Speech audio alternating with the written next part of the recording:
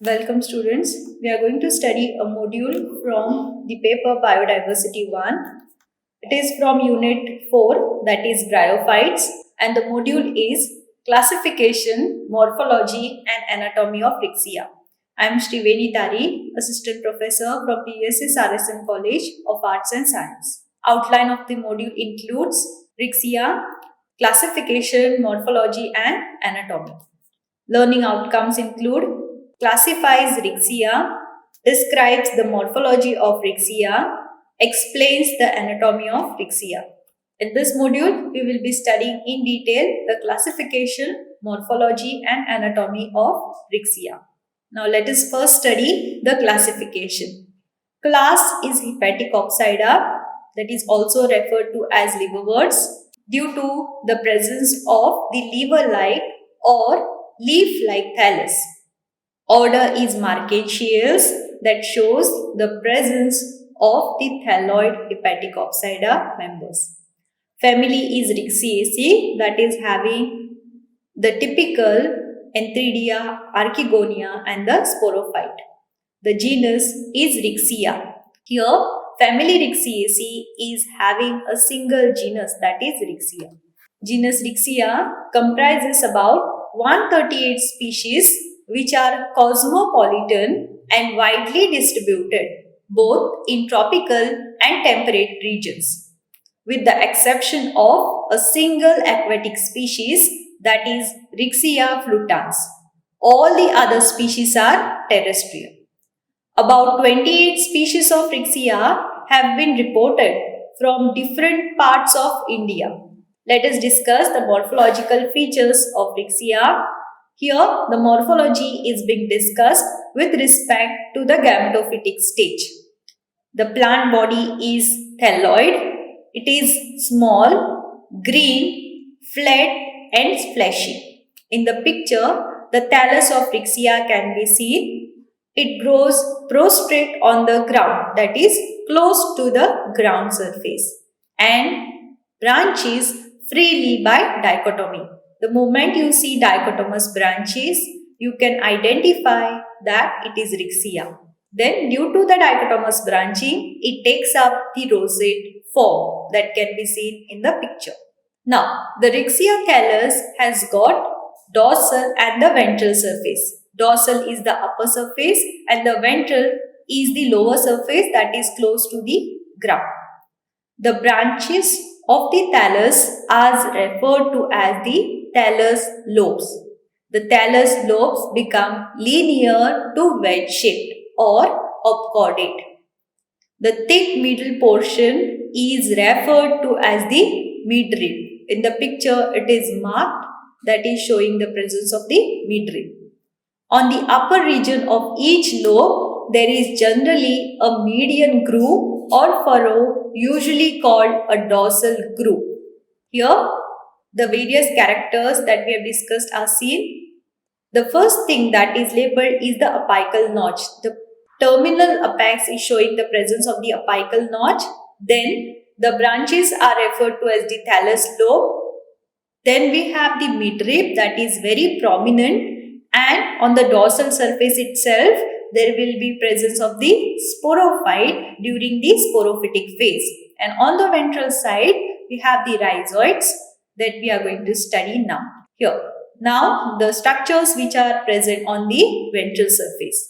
The thallus is attached to the substratum by slender, simple unicellular processes called as the rhizoids, which are small hair-like structures resembling the roots. And these rhizoids are of two kinds. The first one is called as the smooth-walled rhizoids and the second is the tuberculate rhizoids. The picture shows the smooth-walled rhizoids and the tuberculate. Now, how do they differ? The tuberculate rhizoids have the presence of peg-like projections on their inner wall, whereas the smooth-walled rhizoids do not have such peg-like projections. So, these are present in the case of Rixia. Here, these rhizoids are functioning as same as that of the roots. They are helping in anchorage as well as absorption of nourishment from the soil.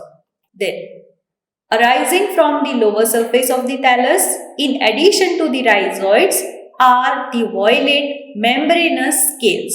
They are situated closely and project forward to protect the growing points. So apart from the rhizoids, we also have the presence of the multicellular scales on the ventral side, and their function is mainly protective in nature. Now, the next part that we are going to discuss is the anatomy of the Rixia thallus. The thallus shows two distinct regions when you take the transverse section. The first is an upper or dorsal assimilatory or photosynthetic region, and the second is a lower or ventral storage region. So here it is the diagrammatic representation of the transverse section of Rixia thallus that shows the upper photosynthetic region that is marked in green and the lower storage region that is marked in pink. Now let us discuss the characteristics of both the regions in detail. The first is the photosynthetic region that consists of loose green tissue that is composed of parenchymatous cells that are showing the presence of chloroplast. Hence, they are referred to as the chlorenchymatous cells. And as can be seen in the picture, they are arranged in vertical rows or column and they are functioning as pseudo-mesophyll. Their main function is undertaking the photosynthesis. Between the columns of green cells are very narrow, deep vertical slits called as the air canals, which are marked in the picture.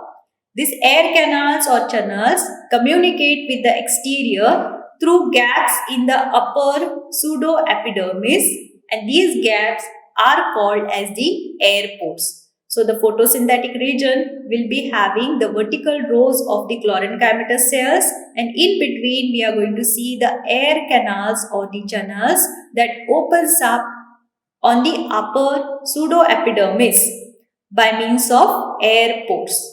Then we have the second, that is the storage region. Lower or ventral portion of the thallus is colorless and closely packed. It is undifferentiated parenchymatous cells without the intercellular spaces. The cells are colorless. They may contain starch but no chloroplast. So as the name suggests, they are involved in the storage function. And the picture shows the part that is marked as the parenchymatous cell showing the storage region. They serve for water and the food storage.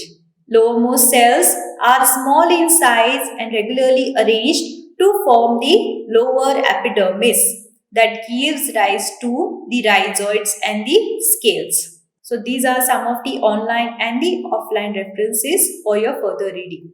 Thank you.